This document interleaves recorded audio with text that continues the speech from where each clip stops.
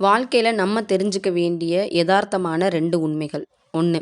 ஒரு சில உறவுகள வந்து மனக்கசப்போட நம்ம கையாள்றத விட, அவங்கள இழக்கிறது எவ்வளவோ மேல். ஏன்னா, அந்த நபர் நமக்கு முக்கியம் அப்படின்றதுக்காக, எல்லா விஷயங்கள்லயுமே நம்ம ஒரு நபரே வந்து விட்டு குடுத்து போய்க்கிட்டே இருந்தோம்னா, அதுக்கு பேர் அன்பு கிடையாது, அடிமைத்தனம். 2. நம்ம மேல கோவப்பட்டு கண்டிச்சு பேசுற உறவுகள கூட ஏத்துக்கலாம். ஏன்னா, அவங்களோட கோவங்கள்ல வந்து சில நேரங்கள்ல நியாயங்களும் இருக்கும், உரிமையோட வெளிப்பாடாவும் இருக்கும். ஆனா, காரணமே இல்லாம வாழ்க்கை முழுசும் நமக்கு கண்ணீர தரக்கூடிய உறவுகளோட நம்ம சேர்ந்து இருக்கிறத விட, பிரிஞ்சு இருக்கிறது தான் நமக்கு கொஞ்சம் நிம்மதிய தரும்.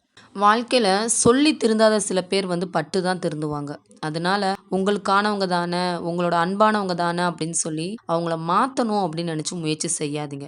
ஒரு சிலரோட இயல்பு இவ்வளதான் அப்படின்றது தெரிஞ்சிருச்சுன்னா, நீங்க எவ்வளதான் சொன்னாலும் அத அவங்க கேட்க போறதும் கிடையாது. அவங்கள அவங்க மாத்திக்க போறதும் கிடையாது. கொஞ்சம் பொறுமையா இருங்க. அவங்க அங்க சுத்தி, இங்க சுத்தி அடிபட்டு திருப்பி உங்ககிட்ட தான் வருவாங்க. அந்த சமயத்துல அவங்கள மன்னிக்க மனசு இருந்தா மன்னிச்சுக்கோங்க. ஆனா ஏத்துக்க மட்டும் செஞ்சுறாதீங்க.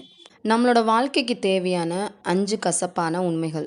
1. உங்கள மத்தவங்க மதிக்காம அலட்சியம் காட்டும்போதே நீங்க தெரிஞ்சுக்கலாம். உங்களோட வாழ்க்கையில நீங்க போய்க்கிட்டு இருக்க பாதை வந்து சரியானது தான் அப்படின்னு. 2. கொஞ்சம் அமைதியா இருங்க. வாழ்க்கையில எதுவுமே நிரந்தரம் கிடையாது. 3. கடைசி வரைய நம்ம கூட யாரும் இருக்க மாட்டாங்க. அதனால அப்பப்ப கொஞ்சம் தனிமையா இருக்கிறதுக்கும் பழகிக்கோங்க. 4. உங்களோட சோகத்த மறைங்க. உங்களுக்காக யாரும் கவலைப்பட மாட்டாங்க. 5. நேரத்துக்கு கொஞ்சம் முக்கியத்துவம் கொடுங்க. நேரம் போச்சுன்னா திரும்ப வராது. பிடிச்சிருந்தா லைக் பண்ணுங்க. உங்களோட ஒப்பீனியன கமெண்ட்ல சொல்லிருங்க.